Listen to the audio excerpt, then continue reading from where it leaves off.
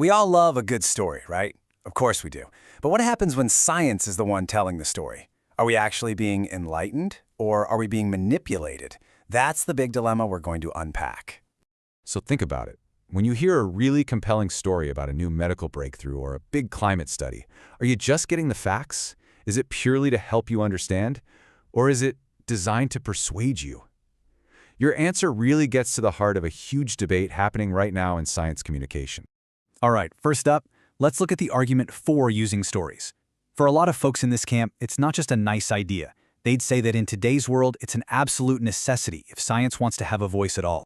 You've got researchers like Robert Krulich and Randy Olson who see this as a battle for attention. They argue that we live in a world just flooded with compelling stories. So if science just shows up with dry data and charts, it's going to lose that battle. For them, stories and metaphors have become essential tools for survival. And you can see why. A good narrative does way more than just entertain us. It actually helps our brains process and hold on to information.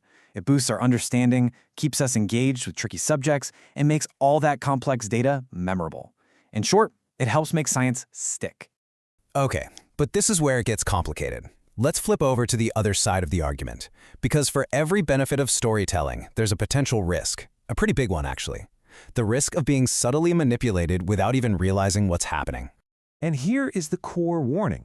Coming from scholars like Dahlstrom and Ho, they point out that the very thing that makes a story so powerful, its ability to draw us in emotionally, is also its biggest danger. A really compelling narrative can cause us to lower our intellectual guard, to just bypass the critical thinking we'd normally use on a bunch of facts. So how does this work? Well, it comes down to something called a unique cognitive pathway. It sounds fancy, but just think of it as a different road into your brain. See, when information arrives as a story, our brain processes it on a different path than if it came as a logical argument. And on that story path, we're just much less likely to stop and think, wait a minute, does that really make sense? Here's a good way to picture it. A logical argument has to come through the logical front door. We act like a bouncer, checking its credentials, scrutinizing the evidence. But a story? Well, a story can slip in through a narrative side door. It gets us immersed emotionally and quiets down our brain's natural tendency to argue back. So, and this is the crucial part, this whole debate isn't really just about communication techniques. It actually comes from two fundamentally different ideas about who we, the public, are and what we need from scientists in the first place.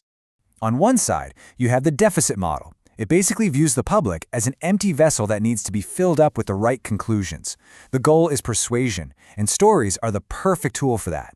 But then you have the public engagement model, which sees the public as capable actors who just need transparent data to make their own informed choices. Two totally different goals.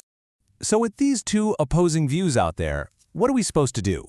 How can we be smart about the science communication we consume every day? Well, let's give you a quick toolkit. The next time you come across a science story, just ask yourself these questions. 1. How does this make me feel? Am I getting emotionally swept up in it? 2. What's the goal here? Is this story trying to help me understand, or is it trying to persuade me?